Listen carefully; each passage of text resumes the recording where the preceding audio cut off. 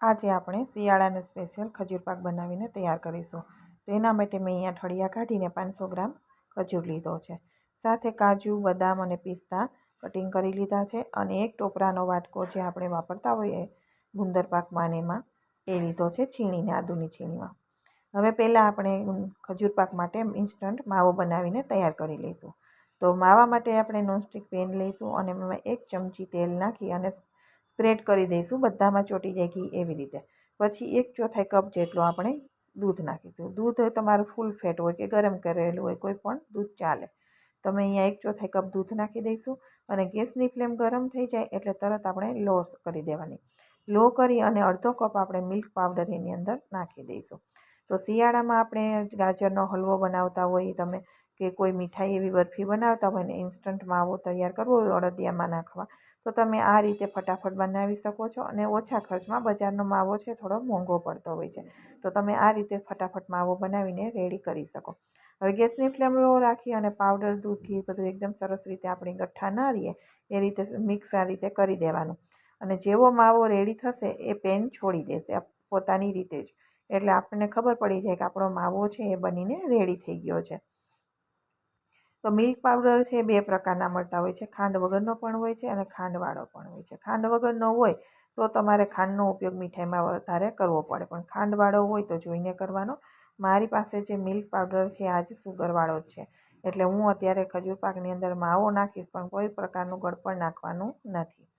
તો થોડી વાર થશે ને 3 થી 4 મિનિટ થશે એટલે પેન છે એ માવો છોડવા લાગશે અને એનું સ્ટ્રક્ચર આપણે જે બજારનો માવો લેતા હોય એવું જ બનીને તૈયાર થશે. તમને એમાં કોઈ ફેરફાર જણાશે નહીં, એકદમ સરસ બનીને તૈયાર થઈ જશે. તો ખજૂર પાક ઘરે બનાવવો છે અને માવો નથી તો તમે ઇન્સ્ટન્ટ આ રીતે માવો બનાવીને તૈયાર કરી શકો છો. ગાજરના હલવામાં પણ આ રીતે કરી શકાય. માવો રેડી છે, પેન છોડી દીધી છે, સાઈડમાં રાખી દઈશું. અને ખજૂર પાકને આપણે ઢાળવા માટે અહીંયા ગ્રીસ કરી લઈશું. થાળી કે કોઈ પણ કરવાનું. મારી પાસે કેકનું મોડલ છે સ્ક્વેર ચોરસમાં, તો એમાં હું ગ્રીસ કરી દઉં છું. ઉપર છે ઇકો બેક પેપર લગાવી દઈશ. જો ઇકો બેક પેપર નથી તો તમે એમ જ પણ ઢાળી શકો છો, પણ આ ઊંડા તળિયાવાળું છે તો ઇકો બેકના લીધે આપણને કાઢવામાં સરળતા રહે. હવે ઇકો બેક પેપર છે એની ઉપર પણ ઘી આપણે સ્પ્રેડ કરી અને લગાવી દઈશું, જેથી ખજૂર પાક છે એકદમ સરસ રીતે નીકળી જશે.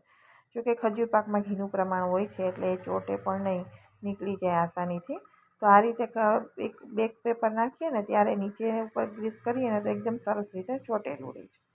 હવે ગ્રીસ કરેલી પ્લેટ સાઈડમાં રાખી અને ખજૂર પાકની તૈયારી કરીશું. તો ખજૂર પાકમાં એકદમ ઓછું ઘી વપરાતું હોય છે. ખજૂરને શેકવામાં બહુ ઘીની જરૂર રહેતી નથી. 1 ચમચી ઘી નાખી પહેલાં આપણે ડ્રાયફ્રૂટ શેકી લેવાના છે. તો બદામ, કાજુ અને પિસ્તા આપણે થોડી વાર પછી નાખીશું એટલે કે એનો કલર થોડો જળવાઈ રહે. નહીંતર છે એ કલર બધા ડ્રાયફ્રૂટનો બ્રાઉન થઈ જાય શેકીએ એટલે લાઇટ બ્રાઉન જેવો, તો પિસ્તાનો સારો ન લાગે એટલે પિસ્તા આપણે છેલ્લે નાખીશું. હવે ડ્રાયફ્રૂટને થોડી વાર માટે ચલાવી લઈશું મીડિયમ ફ્લેમ ઉપર. 1-2 મિનિટમાં ડ્રાયફ્રૂટ છે એ શેકાઈને રેડી થઈ જાય છે. એને બહુ સમય લાગતો નથી. થોડો કલર ચેન્જ થાય એટલે ડ્રાયફ્રૂટ એકદમ ક્રિસ્પી થઈ જશે. અને ડ્રાયફ્રૂટ શેકીને નાખવાથી ટેસ્ટ બહુ જ સરસ આવે છે. તો કાચા ડ્રાયફ્રૂટ તમે નાખતા હોય કટકા, એના કરતાં આ રીતે ઘીમાં રોસ્ટ કરીને નાખજો, જેનો ટેસ્ટ બહુ જ સારો એવો આવે છે. એટલે તો એ ડ્રાયફ્રૂટનો કલર થોડો એવો ચેન્જ થઈ ગયો છે, તો હવે આપણે એને કાઢી લઈશું. વધારે ડ્રાયફ્રૂટનો કલર આપણે ગાઢો નહીં કરીએ. તો આ રીતે તમે થોડા ડ્રાયફ્રૂટ શેકીને નાખવાથી મીઠાઈની જે સ્વાદ છે ને એ ડબલ થઈ જાય છે, એટલો ટેસ્ટી આવે છે. તો ડ્રાયફ્રૂટની ચોઈસ પણ તમારી રીતે તમે કરી શકો છો. વધારે ઓછા તમને મનપસંદ હોય એ ડ્રાયફ્રૂટ તમે મખાના ને બધું આમાં લઈ શકો છો. મખાના હોય તો પાવડર કરીને નાખી દેવાના. હવે ખજૂર શેકવા માટે ફરી આપણે 1.5 ચમચી જેટલું ઘી પેનની અંદર નાખી દઈશું અને ખજૂરને શેકીશું. તો ખજૂરના ટુકડા કરી લીધા પછી તમે ખજૂરને ઘીમાં શેકો તો એ 5 મિનિટમાં સોફ્ટ થઈ જશે. જેમ ખજૂર ઘીમાં શેકાતો જાય એમ તૂટતો જશે. જેવો આપણે લોટનો ડો હોય, લોટ બાંધીને રાખ્યો હોય એવો જ બનીને તૈયાર થઈ જશે. તો બધો ખજૂર નાખી દઈશું અને ગેસની ફ્લેમ થોડી વાર માટે મીડિયમ રાખીશું અને પછી લો કરી દઈશું, જેથી ખજૂર છે તળિયે બેસીને કાળો ન થાય. તો ખજૂર છે એ શેકવામાં થોડુંક તમને ઓલું લાગે કેમ કે ખજૂર ચોટેલ જ રહે, એટલે થોડી વાર માટે તમને એવું લાગશે, પરંતુ જેમ ઢીલો થતો જશે ને પછી તમને પેલું ફેરવવામાં નહીં થાય. તો થોડી વારમાં ખજૂર છે એ સરસ રીતે ડોના ફોર્મમાં આવી જશે, ચોટી જશે. અને ચમચાથી થોડો થોડો મેશ કરતો જવાનો, જેથી એકદમ સરસ એવો થઈ જાય. અને જેમ શેકાઈ જશે એટલે એકદમ તળિયો પણ છોડી દેશે, ખજૂર તળિયું છોડી દેશે અને લોટ જેવો થઈ જશે. એટલે આપણો ખજૂર છે મેશ થઈ જાય એટલે આપણે ગેસની ફ્લેમ પછી બંધ કરી દઈશું અને બધી વસ્તુઓ એની અંદર નાખીને ગેસ ઉપર જ મિક્સ કરી દઈશું. તો ગેસની ફ્લેમ બંધ કરીને મિક્સ કરીશું. જો ગેસની ફ્લેમ ચાલુ હોય તો નીચે બેસતું રહીએ અને ચોંટતું રહીએ. અને કઢાઈ છે એ જાડા તળિયાવાળી હોય એટલે ગરમ જ હોય છે, તો વધારે શેકવાની એને જરૂર રહેતી નથી. તો અત્યારે જે છીણેલો વાટકો હતો મેં ટોપરાનો, એક વાટકો છીણવાથી એક બાઉલ ભરાણું હતું અને બધા ડ્રાયફ્રૂટમાંથી થોડા બચાવીને રાખ્યા છે, જેનો આપણે ગાર્નિશિંગમાં ઉપયોગ કરીશું. થોડું એવું હલકું મેશ કરી અને આપણે એની અંદર માવો નાખી દઈશું અને પછી સરસ રીતે મિક્સ કરી દઈશું.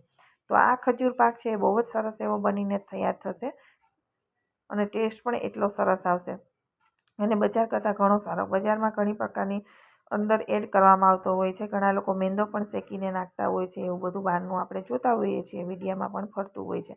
તો તમે ઘરે જ આ રીતે સરસ એવો ખજૂર પાક ઇઝીલી બનાવીને તૈયાર કરી શકો છો. મેં માવાની મેથડ પણ તમને બતાવી દીધી છે, ઘરે તમે માવો પણ આ રીતે બનાવીને રેડી કરી શકો છો.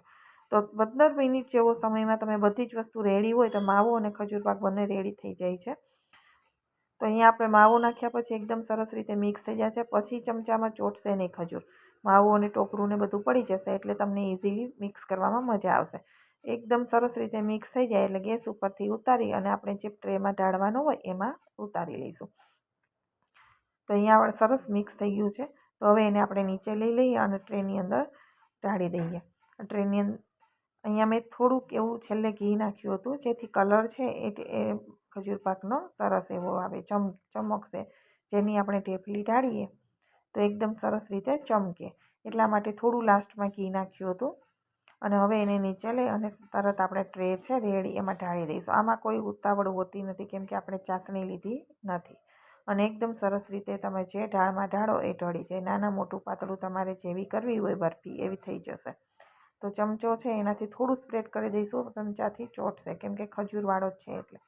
તો સાઈડમાં પછી મેં નાનો ચમચો બીજો લઈ ઘીવાળો કરી અને એનાથી કરી દીધું હતું, વાટકીથી પણ કરી શકાય. એકદમ સરસ રીતે સેટ કરી અને ડ્રાયફ્રૂટથી આપણે ગાર્નિશિંગ કરી દઈશું અને એને ઠંડો થવા દઈશું. ઘી ઠંડુ થાય પછી જ આપણે એની કટિંગ કરવાનું, જેથી કટિંગ છે એકદમ સરસ રીતે થઈ જશે. તો અહીંયા આપણો ખજૂર પાક હવે બનીને રેડી થઈ ગયો છે. તમને મારી રેસીપી પસંદ આવી હોય તો વિડીયોને લાઇક અને શેર કરવાનું બિલકુલ ભૂલતા નહીં અને મારી ચેનલને સબસ્ક્રાઈબ જરૂરથી કરી દેજો. તો શિયાળાની અવનવી રેસીપીઓ અમે ઘણી આપણે શેર કરતા હોઈએ છીએ અને આગળ પણ શેર કરેલી છે. બહુ જ સરસ એવી બનીને થાય છે, તમે જરૂરથી ટ્રાય કરજો. તો અહીંયા ડ્રાયફ્રૂટ નાખવા પછી ચમચાથી આપણે પ્રેસ કરી દઈશું, જેથી ડ્રાયફ્રૂટ છે એ બહાર ખળે નહીં અને કટિંગ કરતી વખતે ઇઝીલી રહે. તો આ રીતે કોઈ પણ તમે બરફી બનાવો તો ડ્રાયફ્રૂટને ઉપરથી દબાવી દેવાનું, જેથી અંદર સુધી એ સરસ રીતે સેટ થઈ જાય અને તો નીચે પડે નહીં. તો અહીંયા ડ્રાયફ્રૂટનું જે આપણે ઢાળ છે એકદમ સરસ એવો રેડી થઈ ગયો છે અને આને 30 મિનિટ જેવું રાખ્યા પછી ઘી ઠંડુ થોડું થાય એટલે આપણે એને કટિંગ કરી લઈશું. તો કટિંગ કરવા માટે થોડી વાર રાખી દીધો તમે 30 મિનિટ જેવું, પછી તમે આ રીતે બેક પેપર એટલે જ નાખ્યું તો એ ફટાફટ બહાર નીકળી જાય. અને હવે આપણે તમને જોઈ એ પ્રમાણે કટિંગ કરી લેવાનું. તમને નાના મોટી જે પ્રમાણે બરફી ગમતી હોય એ પ્રમાણે તમારે કટિંગ એનું કરી દેવાનું. તો ખજૂર પાક છે એકદમ ઇઝીલી ઘરે બનીને સરસ એવો રેડી થઈ જશે અને એને ટેસ્ટ પણ એટલો સારો લાગે છે. 15 મિનિટ વધીને 15 મિનિટમાં એ બનીને રેડી થઈ ગયો હતો અને ઠંડુ થવામાં થોડો સમય લાગે કેમ કે ઘી છે એ જામતા થોડો વાર લાગે. તો અહીંયા કટિંગ થઈ ગયો છે, હું બહાર કાઢીને પણ તમને બતાવી દઉં. એકદમ સરસ એવો આપણો ખજૂર પાક બનીને રેડી થયો છે, તમે જોઈ શકો છો. કલર પણ નેચરલી અને એકદમ સરસ, કોઈ આર્ટિફિશિયલ વસ્તુ નહીં અને ખૂબ જ હેલ્થ માટે પણ સરસ એવો ખજૂર પાક રેડી થઈ ગયો છે. બાળકોને આ ખજૂર પાક ખૂબ જ ભાવે છે, તો એકવાર જરૂરથી ટ્રાય કરજો. અહીંયા મેં ડીશમાં સર્વ કરી દીધો છે. જો તમે ખજૂર પાક બનાવતા હોય તો કેવી રીતે તમારો બન્યો છે એ પણ કોમેન્ટ બોક્સમાં જરૂરથી જણાવજો. તો અહીંયા ખૂબ જ સરસ એવો આપણો હેલ્ધી વસાણું ખજૂર પાક બનીને તૈયાર થઈ ગયો છે. તો હું નજીકથી પણ તમને બતાવી દઉં છું. એકદમ સરસ એવો કલર નેચરલી અને ટેસ્ટમાં પણ એટલો સરસ. તો એકવાર જરૂરથી ટ્રાય કરજો. તૈયાર છે આપણો ખજૂર પાક.